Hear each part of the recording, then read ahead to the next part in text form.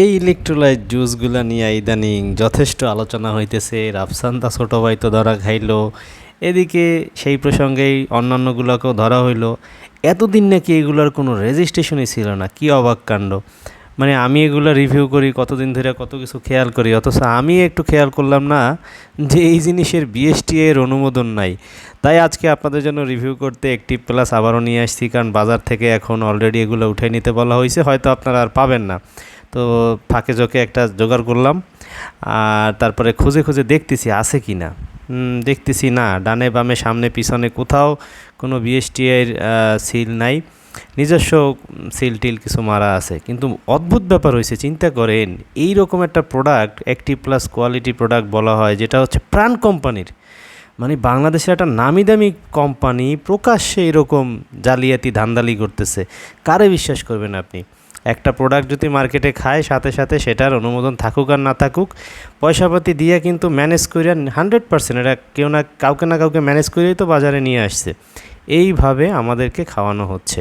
ধরে নিলাম এটা স্বাস্থ্যসম্মত, কিন্তু অনুমোদনটা দিলে হয়তো কি, মানে কেউ হয়তো সাহস করে নাই। আবার যদি অনুমোদন না দিয়াও থাকে, তাহলেও এখানে ব্যাপার আছে যে ভেজাল হইতে পারে, 2 নম্বর জিনিস হইতে পারে, বা হচ্ছে স্বাস্থ্যের জন্য আসলেই এটা হুমকি স্বরূপ হইতে পারে।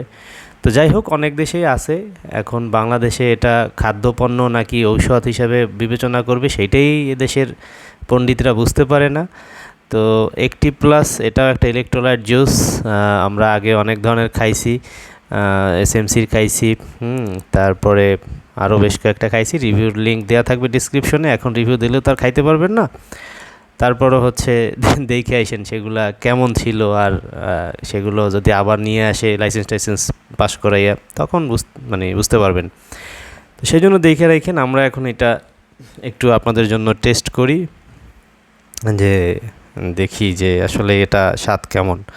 হ্যাঁ, তো লেমন অরেঞ্জ ফ্লেভারে বলা হচ্ছে। এটা লেমনটা আমার কাছে সবসময় বেশি ভালো লাগে অন্যান্য কোম্পানির, তবে এটার অরেঞ্জটা একটু আমরা খেয়ে আপনাদেরকে বলছি।